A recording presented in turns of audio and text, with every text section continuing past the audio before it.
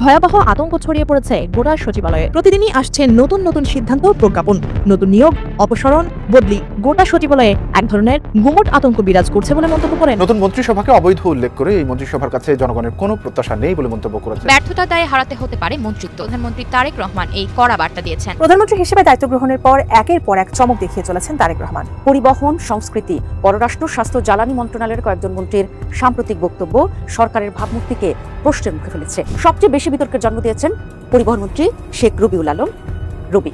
প্রধানমন্ত্রী মন্ত্রীদের মুখে, কিছু মন্ত্রীদের মুখে টেপ লাগায় দেন, যাতে তারা বেফাস কথা বলে সরকারের উদ্দেশ্য লক্ষ্যটাকে নষ্ট না করতে পারে। রাষ্ট্রীয় পৃষ্ঠপোষকতায় সরকারি সিলমোহর মেরে চাঁদাবাজিকে একটা আইনি কাঠামো দেওয়ার চেষ্টা চলছে। তারেক রহমান দিয়ে দেবেন মন্ত্রিসভা থেকে। শুধু এদেরকে না, আরো অনেককে। সামনে আরো অনেক অনেক নাটক দেখতে পাবে মানুষ। যাদের কোনো যোগ্যতা নেই, শুধু দলীয় আনুগত্যের জোরে মন্ত্রী হয়েছেন, তাদের অনেকেরই চাকরি আসলে আজই শেষ হয়ে গেছে। এখন তাৎক্ষণিকভাবে বাদ দেওয়া হবে না হয়তো, কিন্তু তারেক রহমান রেডমার্ক দিয়ে দিয়েছেন। রবিউলের এই বক্তব্য, সমঝোতার ভিত্তিতে টাকা নিলে চাঁদাবাজি না, এই একটা কথার মধ্য দিয়ে তার মন্ত্রিত্বের মৃত্যু ঘণ্টা বেজে গেছে। বিএনপির মৃত্যু ঘণ্টা বেজে গেছে, এটা আমরা আগে বলেছি। তাদের মৃত্যু ঘণ্টা আরো জোরে বাজতেছে ইনশাআল্লাহ, এবং আওয়ামী লীগের পরিণতি বিএনপির পরিণতি হবে। এক সপ্তাহের ব্যবধানে দেশের মানচিত্রে যেন ছড়িয়ে পড়েছে রক্তের দাগ। নরসিংদী, ঢাকার হাতিরঝিল কিংবা ঈশ্বরদী, এই নামগুলো যেন এখন আতঙ্কের প্রতিশব্দ। শিশু, কিশোরী, বৃদ্ধা, কেউ রক্ষা পায়নি। ঘরের উঠান, নির্মাণাধীন ভবন, সরিষার ক্ষেত, সব জায়গায় যেন এক একটি নিঃশব্দ সাক্ষী হয়ে দাঁড়িয়ে আছে নিষ্ঠুরতার। দর্শকদের অনুরোধ করবে একটা মুহূর্ত না টেনে সম্পূর্ণ ভিডিওটি মনোযোগ সহকারে দেখতে থাকুন। আমরা বেশি কথা না বাড়িয়ে সরাসরি দেখে আসবো কাঙ্ক্ষিত সব ভিডিওগুলো। তবে তার আগে বলবো, যারা প্রতিনিয়ত আপডেট খবর দেখতে চান তারা অবশ্যই আমাদের ইউটিউব চ্যানেলটি সাবস্ক্রাইব করে পাশের বেল আইকন অন করে দিবেন পরবর্তী ভিডিওর আপডেট সবার আগে দেখার জন্য। আর যারা আগে থেকেই সাবস্ক্রাইব করে রেখেছেন তাদেরকে অসংখ্য অসংখ্য ধন্যবাদ। দর্শক, আপনারা কি কোন জায়গা থেকে ভিডিওটি দেখছেন অবশ্যই কমেন্ট করে জানিয়ে দিবেন। চলুন দর্শক, ভিডিওটিতে আমরা একটি লাইক দিয়ে ধারাবাহিকভাবে সব ভিডিওর আলোচনা দেখে আসি। ভয়াবহ আতঙ্ক ছড়িয়ে পড়েছে গোটা সচিবালয়ে। প্রতিদিনই আসছে নতুন নতুন সিদ্ধান্ত, প্রজ্ঞাপন, নতুন নিয়োগ, অপসারণ, বদলি। গোটা সচিবালয়ে এক ধরনের গুমট আতঙ্ক বিরাজ করছে বলে মন্তব্য করেন। নতুন মন্ত্রিসভাকে অবৈধ উল্লেখ করে এই মন্ত্রিসভার কাছে জনগণের কোনো প্রত্যাশা নেই বলে মন্তব্য করেছেন। ব্যর্থতার দায়ে হারাতে হতে পারে মন্ত্রিত্ব। প্রধানমন্ত্রী তারেক রহমান এই কড়া বার্তা দিয়েছেন। প্রধানমন্ত্রী হিসেবে দায়িত্ব গ্রহণের পর একের পর এক চমক দেখিয়ে চলেছেন তারেক রহমান। পরিবহন, সংস্কৃতি, পররাষ্ট্র, স্বাস্থ্য, জ্বালানি মন্ত্রণালয়ের কয়েকজন মন্ত্রীর সাম্প্রতিক বক্তব্য সরকারের ভাবমূর্তিকে প্রশ্নের মুখে ফেলেছে। সবচেয়ে বেশি বিতর্কের জন্ম দিয়েছেন পরিবহন মন্ত্রী শেখ রবিউল আলম রবি। প্রধানমন্ত্রী মন্ত্রীদের মুখে, কিছু মন্ত্রীদের মুখে টেপ লাগায় দেন, যাতে তারা বেফাস কথা বলে সরকারের উদ্দেশ্য লক্ষ্যটাকে নষ্ট না করতে পারে। রাষ্ট্রীয় পৃষ্ঠপোষকতায় সরকারি সিলমোহর মেরে চাঁদাবাজিকে একটা আইনি কাঠামো দেওয়ার চেষ্টা চলছে। তারেক রহমান দিয়ে দেবেন মন্ত্রিসভা থেকে। শুধু এদেরকে না, আরো অনেককে। সামনে আরো অনেক অনেক নাটক দেখতে পাবে মানুষ। যাদের কোনো যোগ্যতা নেই, শুধু দলীয় আনুগত্যের জোরে মন্ত্রী হয়েছেন, তাদের অনেকেরই চাকরি আসলে আজই শেষ হয়ে গেছে। এখন তাৎক্ষণিকভাবে বাদ দেওয়া হবে না হয়তো, কিন্তু তারেক রহমান রেডমার্ক দিয়ে দিয়েছেন। রবিউলের এই বক্তব্য, সমঝোতার ভিত্তিতে টাকা নিলে চাঁদাবাজি না, এই একটা কথার মধ্য দিয়ে তার মন্ত্রিত্বের মৃত্যু ঘণ্টা বেজে গেছে। বিএনপির মৃত্যু ঘণ্টা বেজে গেছে, এটা আমরা আগে বলেছি। তাদের মৃত্যু ঘণ্টা আরো জোরে বাজতেছে ইনশাআল্লাহ, এবং আওয়ামী লীগের পরিণতি বিএনপির পরিণতি হবে। এক সপ্তাহের ব্যবধানে দেশের মানচিত্রে যেন ছড়িয়ে পড়েছে রক্তের দাগ। নরসিংদী, ঢাকার হাতিরঝিল কিংবা ঈশ্বরদী, এই নামগুলো যেন এখন আতঙ্কের প্রতিশব্দ। শিশু, কিশোরী, বৃদ্ধা, কেউ রক্ষা পায়নি। ঘরের উঠান, নির্মাণাধীন ভবন, সরিষার ক্ষেত, সব জায়গায় যেন এক একটি নিঃশব্দ সাক্ষী হয়ে দাঁড়িয়ে আছে নিষ্ঠুরতার।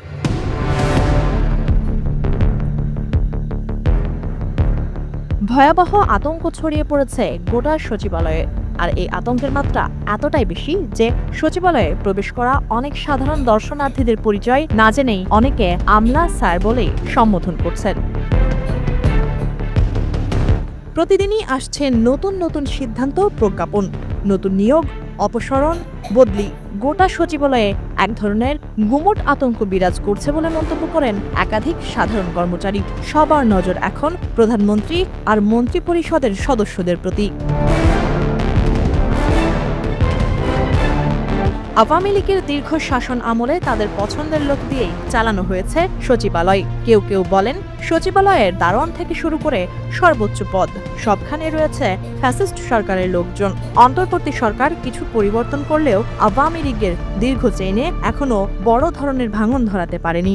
তাছাড়া অন্তর্বর্তী সরকার যেসব পরিবর্তন এনেছিল সেখানেও রাজনৈতিক প্রভাব আর ব্যক্তিগত পছন্দ বেশি গুরুত্ব পেয়েছে বলে অভিযোগ রয়েছে। নতুন নির্বাচিত সরকারের জন্য এখন বড় চ্যালেঞ্জ এই আওয়ামী চেইনকে ভেঙে ফেলা এবং অন্তর্বর্তী সরকারের সময় ব্যক্তিগত পছন্দের কারণে যেসব অযোগ্যকে বড় চেয়ারে বসানো হয়েছিল সেখানে পরিবর্তন আনা। সচিবালয়ের কাজের গতি বৃদ্ধিতে এই পরিবর্তন আর সংযোজন বিয়োজন অতি জরুরি। ক্ষমতা গ্রহণের পর থেকে নিয়মিত সচিবালয়ে অফিস করছেন নতুন সরকারের মন্ত্রিপরিষদের সদস্যরা। শুরু থেকেই তদবির আর শুভেচ্ছা বার্তার ধকল সামলাতে রীতিমতো হিমশিম খাচ্ছেন মন্ত্রিপরিষদের সদস্যরা। সচিবালয়ের বিভিন্ন বড় বড় পদে যেসব আমলারা আওয়ামী লীগ আমলে কাজ করেছেন কিংবা অন্তর্বর্তী সরকারের আমলে গুরুত্বপূর্ণ দায়িত্ব পালন করেছেন, তারা রয়েছেন সবচেয়ে বেশি আতঙ্কে। চাকুরি থেকে অব্যাহতি আর বদলির টেনশন একটু খেয়াল করলেই ফুটে উঠেছে তাদের চোখে মুখে। এদিকে দল বদলেরও এক ধরনের হিড়িক দেখা গেছে আমলা থেকে শুরু করে উচ্চ পদস্থ কর্মকর্তাদের মাঝে। দীর্ঘদিন আওয়ামী লীগের তাবেদারি করলেও এখন নিজেকে যেভাবেই হোক বিএনপির ঘরানায় প্রতিষ্ঠা করতে মরিয়া বেশিরভাগ উচ্চ পদস্থরা। এমনকি অন্তর্বর্তী সরকারের আমলে যারা নতুন চাকরি পেয়েছেন কিংবা পদোন্নতি হয়েছে অথবা গুরুত্বপূর্ণ পদে বদলি হয়ে এসেছেন, তাদের মুখেও ইউনূস সরকারের সমালোচনা আর বিএনপির গুণকীর্তন অনেক বেশি শোনা যাচ্ছে। বিশেষজ্ঞরা বলছেন এর সবই প্রধানমন্ত্রী তারেক রহমানের অতি চেনা দৃশ্য। আগেও তিনি এমন দৃশ্য দেখেছেন। দীর্ঘদিন বিলেতে থেকে এমন দৃশ্যের চিত্রনাট্য তিনি একাধিকবার লিখেছেন, কাটাকুটি করেছেন। সুতরাং সচিবালয়ের এই আতঙ্ক প্রধানমন্ত্রীর কাছে অতি প্রত্যাশিত দৃশ্য। তবে গণহারে আমলা পরিবর্তনের কোনো ইচ্ছে প্রধানমন্ত্রীর নেই বলে জানা গেছে বিভিন্ন সূত্র থেকে। তারেক রহমান প্রধানমন্ত্রীর দায়িত্ব নেওয়ার পর যেভাবে প্রচলিত ধারাকে নিয়মিত চ্যালেঞ্জ ছুড়ে দিচ্ছেন, তাতে অনেক আমলাই এমনিতেই বিপাকে পড়েছেন। প্রধানমন্ত্রীর গতির সঙ্গে যারা তাল মেলাতে পারবেন তারা হয়তো টিকে যাবেন, আর যারা পারবেন না তারা নিজেরাই জানেন বদলে যাওয়া বাংলাদেশের যেই স্বপ্ন রচিত হয়েছে সেখানে তারা বড়ই বেমানান। এক সপ্তাহের ব্যবধানে দেশের মানচিত্রে যেন ছড়িয়ে পড়েছে রক্তের দাগ। নরসিংদী, ঢাকার হাতিরঝিল কিংবা ঈশ্বরদী, এই নামগুলো যেন এখন আতঙ্কের প্রতিশব্দ। শিশু, কিশোরী, বৃদ্ধা কেউ রক্ষা পায়নি। ঘরের উঠান, নির্মাণাধীন ভবন, সরিষার ক্ষেত, সব জায়গায় যেন এক একটি নিঃশব্দ সাক্ষী হয়ে দাঁড়িয়ে আছে নিষ্ঠুরতার। মাধবদীতে বাবার চোখের সামনে থেকে তুলে নেওয়া হয়েছিল 15 বছরের কিশোরীকে। অভিযোগ, আগে ধর্ষণের বিচার চাওয়ায় সে ও তার পরিবার ছিল হুমকির মুখে। পরদিন ভোরে গ্রামের ফসলি জমিতে মিলল তার নিথর দেহ। এই ঘটনা রেশ কাটতে না কাটতেই রাজধানীর হাতিরঝিলে নির্মাণাধীন ভবনের লিফটের পানিতে ভেসে ওঠে 6 বছরের শিশু তাহেদির লাশ। পরিবারের দাবি, এটা নিছক দুর্ঘটনা নয়, এর পেছনে আছে নিপীড়নের অন্ধকার ছায়া। থানায় মামলা নিতে গড়িমসি, ক্ষুব্ধ জনতার বিক্ষোভ, রাতভর উত্তেজনা, সব মিলিয়ে প্রশ্নের পাহাড়। এরপর ঈশ্বরদীতে আরও ভয়াবহ চিত্র। গভীর রাতে বাড়িতে ঢুকে কুপিয়ে হত্যা করা হয় দাদিকে, আর ঘর থেকে তুলে নেওয়া হয় তার 15 বছরের নাতনিকে। সকালবেলা সরিষার ক্ষেতে বিবস্ত্র অবস্থায় পাওয়া যায় কিশোরীর মরদেহ। স্বজনদের আর্তনাদে ভারী হয়ে ওঠে আকাশ। এক সপ্তাহের ব্যবধানে এমন একাধিক ঘটনা, এ কি কেবল বিচ্ছিন্ন অপরাধ, নাকি সমাজের ভেতরে জমে থাকা সহিংসতা, দণ্ডহীনতা আর বিকৃত মানসিকতার বহিঃপ্রকাশ? কেন বারবার বিচার চাওয়াই হয়ে ওঠে অপরাধ? কেন থানায় অভিযোগ নিতে টালবাহানা? কেন প্রভাবশালী মহলের ছায়া পড়লে থমকে যায় ন্যায় বিচারের চাকা? মনোবিজ্ঞানীরা বলেন, দীর্ঘদিনের সহিংস সংস্কৃতি, নারীর প্রতি অবমাননাকর দৃষ্টিভঙ্গি, পর্নোগ্রাফির অপব্যবহার, মাদক আর সবচেয়ে বড় শাস্তির নিশ্চয়তার অভাব মানুষকে আরও বেপরোয়া করে তোলে। যখন অপরাধের মনে ভয় থাকে না, তখন মানবিকতার শেষ বাঁধটুকু ভেঙে যায়। সামাজিক নীরবতা, সালিশের নামে ধামাচাপা, রাজনৈতিক ছত্রছায়া, সব মিলিয়ে তৈরি হয় এক ভয়ঙ্কর দুষ্ট চক্র। দেশে কি তবে বিচারহীনতার সংস্কৃতি জারি থাকবে? প্রতিটি লাশের পর সোশ্যাল মিডিয়ায় ঝড় ওঠে, কয়েকদিন পর সব থেমে যায়। কিন্তু যে মা সন্তানের কবরের পাশে বসে আছেন, যে বাবা শেষবারের মতো মেয়ের হাত ধরতে পারেননি, তাদের কাছে সময় থেমে থাকে সেদিন রাতেই। প্রশ্ন একটাই, আর কত? কবে এই নৃশংসতার বিরুদ্ধে শুধু ক্ষোভ নয়, কার্যকর প্রতিরোধ গড়ে উঠবে? কবে বিচার হবে দ্রুত, দৃষ্টান্তমূলক এবং নিরপেক্ষ? নইলে হয়তো আবার কোনো ভোরে দেশের অন্য কোনো প্রান্তে আরেকটি সরিষার ক্ষেত কিংবা কোনো অন্ধকার সিঁড়িঘর সাক্ষী হয়ে থাকবে আমাদের সম্মিলিত ব্যর্থতার। কয়েকজন মন্ত্রীর সাম্প্রতিক বক্তব্য সরকারের ভাবমূর্তিকে প্রশ্নের মুখে ফেলেছে। সমালোচকদের মতে এসব বক্তব্য শুধু ব্যক্তিগত মত নয়, বরং সরকারের সামগ্রিক অবস্থান নিয়েই জনমনে বিভ্রান্তি সৃষ্টি করছে। সবচেয়ে বেশি বিতর্কের জন্ম দিয়েছেন পরিবহন মন্ত্রী শেখ রবিউল আলম রবি। সম্প্রতি তিনি বলেছেন, সমঝোতার ভিত্তিতে টাকা তোলা হলে সেটি চাঁদাবাজি নয়। তার এই বক্তব্য মুহূর্তেই সামাজিক মাধ্যমে ভাইরাল হয় এবং শুরু হয় তীব্র সমালোচনা। দেশে দীর্ঘদিন ধরে পরিবহন খাতে চাঁদাবাজি একটি বড় সমস্যা। বাস, ট্রাক, লেগুনা থেকে শুরু করে প্রায় সব ধরনের যানবাহনের চালক ও মালিকরা নিয়মিত চাঁদা দিতে বাধ্য হন। এমন অভিযোগ নতুন নয়। বিএনপি দীর্ঘদিন ধরে পতিত আওয়ামী লীগের বিরুদ্ধেই চাঁদাবাজির অভিযোগ তুলে এসেছে।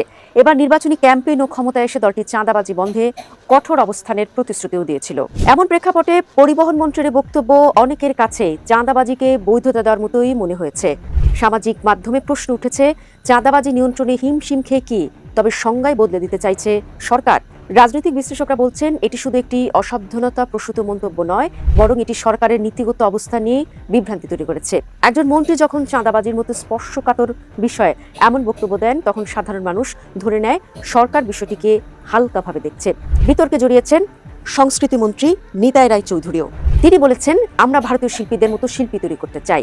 একই সঙ্গে তার পছন্দের শিল্পীদের তালিকায় উঠে এসেছে ভারতীয় জনপ্রিয় গায়িকা নেহা কক্করের নাম, কিন্তু সেখানে স্থান পাননি বাংলাদেশের কিংবদন্তি শিল্পী রুনা লায়লা বা সাবিনা ইয়াসমিনের মতো ব্যক্তিত্বরা। এই বক্তব্যে ক্ষুব্ধ হয়েছেন দেশের সাংস্কৃতিক অঙ্গনের শিল্পী, সংগঠন ও সাধারণ দর্শক শ্রোতারা। অনেকেই বলছেন, এটি শুধু একজন মন্ত্রীর ব্যক্তিগত পছন্দের প্রশ্ন নয়, বরং এটি বাংলাদেশের সাংস্কৃতিক আত্মপরিচয় ও আত্মমর্যাদার সঙ্গে সরাসরি সম্পর্কিত। বাংলাদেশের সঙ্গীত ও সংস্কৃতির রয়েছে সমৃদ্ধ ইতিহাস। স্বাধীনতার গান, গণসঙ্গীত, লোকসঙ্গীত ও আধুনিক ধারার সঙ্গীতে এই দেশের শিল্পীরা দীর্ঘ সময় ধরে অনন্য অবদান রেখে আসছেন। সেই প্রেক্ষাপটে দেশের শিল্পীদের অবমূল্যায়ন করে বিদেশি শিল্পীদের আদর্শ হিসেবে তুলে ধরাকেই অনেকে সাংস্কৃতিক আত্মসম্মানে আঘাত হিসেবে দেখছেন। পররাষ্ট্রমন্ত্রী হিসেবে দায়িত্ব পাওয়ার পর খলিলুর রহমানের বক্তব্য আলোচনার জন্ম দিয়েছে। একসময় বিএনপি তার বিরুদ্ধে বিদেশি নাগরিকত্ব গ্রহণ এবং দেশ বিরোধী চুক্তির সঙ্গে জড়িত থাকার অভিযোগ তুলেছিল। অথচ আজ সেই খলিলুর রহমানই সরকারের পররাষ্ট্রনীতির প্রধান রূপকার হিসেবে দায়িত্ব পালন করছেন। দায়িত্ব নেওয়ার পর তিনি বলেছেন, পাই পাই করে বুঝে নেবেন দেশের স্বার্থ। যদিও বক্তব্যটি দেশপ্রেমের বার্তা বহন করে, তবুও অতীতের অভিযোগের কারণে এটি অনেকের কাছে বিশ্বাসযোগ্যতা সংকটে পড়েছে। সমালোচকরা বলছেন, সরকার যদি পররাষ্ট্রনীতিতে স্বচ্ছতা ও আস্থার বার্তা দিতে চায়, তাহলে এমন বিতর্কিত ব্যক্তিদের বিষয়ে আরও সতর্ক থাকা প্রয়োজন ছিল। স্বাস্থ্যমন্ত্রী সর্দার সাখাওয়াত হোসেন বলেছেন, মানুষকে ডাক্তারের পেছনে ছুটতে হবে না, ডাক্তারই মানুষের পেছনে ঘুরবে। তিনি চিকিৎসা সেবা মানুষের দোরগোড়ায় পৌঁছে দেওয়ার কথা বোঝাতে চাইলেও তার এই বক্তব্য সামাজিক মাধ্যমে ব্যাপক ট্রলের জন্ম দেয়। অনেকে এটিকে বাস্তবতা বিবর্জিত অতিরঞ্জিত মন্তব্য হিসেবেও দেখছেন। দেশের স্বাস্থ্য ব্যবস্থার বর্তমান সংকট, সরকারি হাসপাতালের অব্যবস্থাপনা, চিকিৎসকের স্বল্পতা, এসব বাস্তবতায় এমন বক্তব্য অনেকের কাছেই হাস্যরসের খোরাক হয়ে উঠেছে। অন্যদিকে জ্বালানি মন্ত্রী ইকবাল হাসান মাহমুদ টুকু বলেছেন, ইনকেলাব জিন্দাবাদ চলবে না। এটা তাদের ভাষা, যারা আমাদের মুখের ভাষা কেড়ে নিতে চেয়েছিল। ভাষা আন্দোলন ও মুক্তিযুদ্ধের আবেগঘন ইতিহাসের সঙ্গে ইনকেলাব জিন্দাবাদ স্লোগানকে যুক্ত করে তার এই বক্তব্য নতুন বিতর্ক তৈরি করেছে। তার এই বক্তব্যের বিরোধিতা করে রাতভর সামাজিক মাধ্যমে স্ট্যাটাস দিচ্ছেন নেটিজেনরা। বিশেষ করে গণঅভ্যুত্থানে নেতৃত্ব দেওয়া হাসনাত সার্জিসরা তো ইনকেলাব জিন্দাবাদ স্ট্যাটাস আবারও সামনে এনেছেন। আরও মজার ব্যাপার হলো, দেশি বিদেশি ভাষার অভিযোগ নিয়ে রাজনৈতিক সমর্থকরা রীতিমতো কাঁদা ছোড়াছুড়ি করছেন। সঙ্গে যুক্ত হয়েছে হাস্যরসাত্মক নানা মিমসও। এদিকে প্রধানমন্ত্রী তারেক রহমানের রাজনৈতিক দর্শনের কেন্দ্রে রয়েছে সংস্কার, স্বচ্ছতা, জনগণের আস্থা পুনর্গঠন। তিনি একটি কার্যকর, মানবিক ও আধুনিক রাষ্ট্র ব্যবস্থা গড়ে তোলার প্রতিশ্রুতি দিয়েছেন। কিন্তু একের পর এক মন্ত্রীদের বিতর্কিত বক্তব্য সে বার্তাকে দুর্বল করে দিচ্ছে কিনা, এখন সেই প্রশ্ন ঘুরপাক খাচ্ছে সর্বত্র। বিশেষজ্ঞদের মতে, রাষ্ট্র পরিচালনায় শুধু ভালো নীতি থাকলেই হয় না, সেই নীতির সঠিক বার্তাও জনগণের কাছে পৌঁছতে হয়। আর এই বার্তা পৌঁছানোর ক্ষেত্রে মন্ত্রীরা গুরুত্বপূর্ণ ভূমিকা পালন করেন। একজন মন্ত্রীর একটি ভুল বক্তব্য মুহূর্তেই সরকারের বহুদিনের অর্জন ম্লান করে দিতে পারে। কিন্তু প্রশ্ন থেকেই যায়, মন্ত্রীদের মুখ ফসকে বেরিয়ে যাওয়া মন্তব্যের ধার কি কিছুতেই কমবে?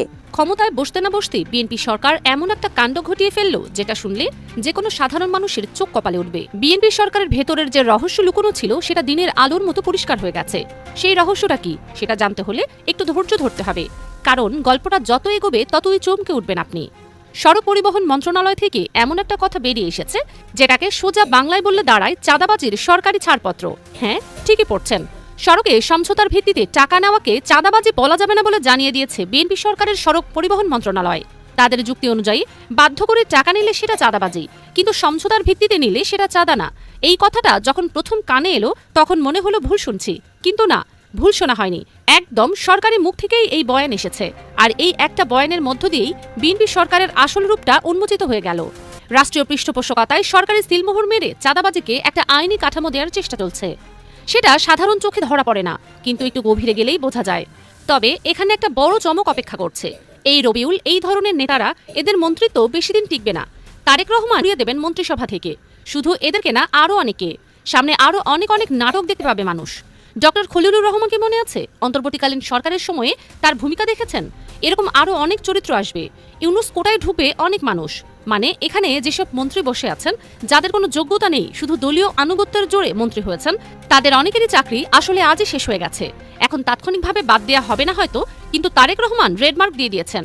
রবিউলের এই বক্তব্য, সমঝোতার ভিত্তিতে টাকা নিলে চাঁদাবাজি না, এই একটা কথার মধ্য দিয়ে তার মন্ত্রিত্বের মৃত্যু ঘণ্টা বেজে গেছে। হয়তো সময় লাগবে, কিন্তু পরিণতি নির্ধারিত। এবার একটু বড় ছবিটা দেখা যাক। এই যে বিএনপি ক্ষমতায় এলো, এটা কি এমনি এমনি হয়েছে? না, একদম না। এখানে একটা অতি সূক্ষ্ম ইঞ্জিনিয়ারিং কাজ করেছে। ডক্টর ইউনুসের মেটিকিউলাস ডিজাইন অনুযায়ী নির্বাচনের মাধ্যমে বিএনপিকে ক্ষমতায় আনা হয়েছে। এই নির্বাচন সুষ্ঠু ছিল না, সেটা অনেকেই স্পষ্ট করে বলেছেন। এটা ছিল ভারত আওয়ামী লীগ এবং বিএনপির মধ্যে একটা সমঝোতার নির্বাচন। জনগণের ভোটাধিকারকে ইঞ্জিনিয়ারিং করে এই ফলাফল বের করা হয়েছে। যুক্তরাষ্ট্র, ভারত, নানান আন্তর্জাতিক শক্তি বিএনপিকে ক্ষমতায় বসিয়েছে। কিন্তু এমনি এমনি তো আর কেউ ক্ষমতায় বসায় না। বিনিময়ে কি দিতে হয়েছে? বিনিময়ের প্রথম কিস্তি ইতিমধ্যেই দেওয়া হয়ে গেছে। সেটা হলো ডক্টর খলিলুর রহমানকে পররাষ্ট্রমন্ত্রী বানানো। এটা নির্লজ্জভাবে লজ্জা শরমের মাথা খেয়ে করা হয়েছে। কারণ একটু সাধারণ জ্ঞান খাটালেই বোঝা যায় যে খলিলুর রহমানকে মন্ত্রী বানালে সরাসরি নির্বাচনী প্রশ্নবিদ্ধ হয়ে যায়। কিন্তু সামলানো যায়নি। শুরুতেই একজনকে না ঢোকালে পরে আরও কাউকে ঢোকানো যেত না। এই খলিলুর রহমান বিএনপির মন্ত্রিসভার ভেতরে বসে লবিং করবেন। ইউনুস গ্রুপের আরও অনেকেই মন্ত্রী পরিষদে ঢোকাবেন। কিভাবে ঢোকাবেন? রবিউলের মতো নেতাদের সরিয়ে। আর রবিউলরা নিজেরাই এই লাঠি খাওয়ার লাইন তৈরি করে দিচ্ছেন এই ধরনের আগাম বিতর্কিত বক্তব্য দিয়ে। চাঁদাবাজের লাইসেন্স দিয়ে মন্ত্রণালয় চালানো যাবে কিনা সেটা একটা প্রশ্ন, কিন্তু তারেক রহমান নিজেই তো এদেরকে রাখবেন না। একটু সময় দিন, দেখবেন ইউনুস গ্রুপের অনেকেই ঢুকিয়ে একটা প্রভাব বলয় তৈরি করা হবে। তারপর রাষ্ট্রপতির ক্ষমতা বাড়ানো হবে এবং শেষ পর্যন্ত ইউনুস নিজেই রাষ্ট্রপতি হতে পারেন।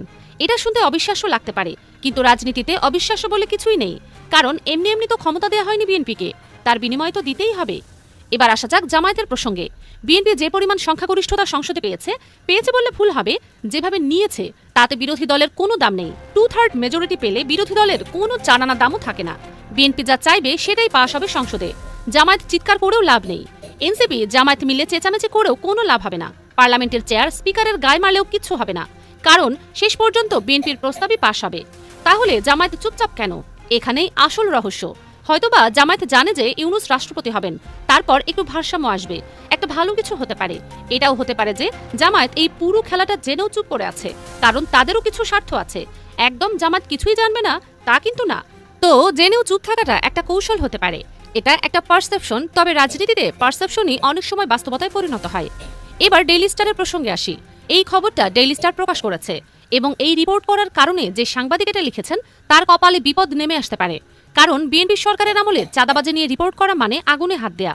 সংবাদ স্বাধীনতা কতটুকু থাকবে সেটা এখনই বলা যাচ্ছে না, তবে আলামত ভালো না। হাসিনা সরকারের আমলে প্রথমবারের মতো একজন সাংবাদিককে জেল খাটতে হয়েছিল। এখন সাংবাদিকদের কি অবস্থা হয় সেটা সময় বলে দেবে। তবে ডেইলি স্টার এত বড় সাহস দেখাতে পেরেছে, তার পেছনে একটা কারণ আছে।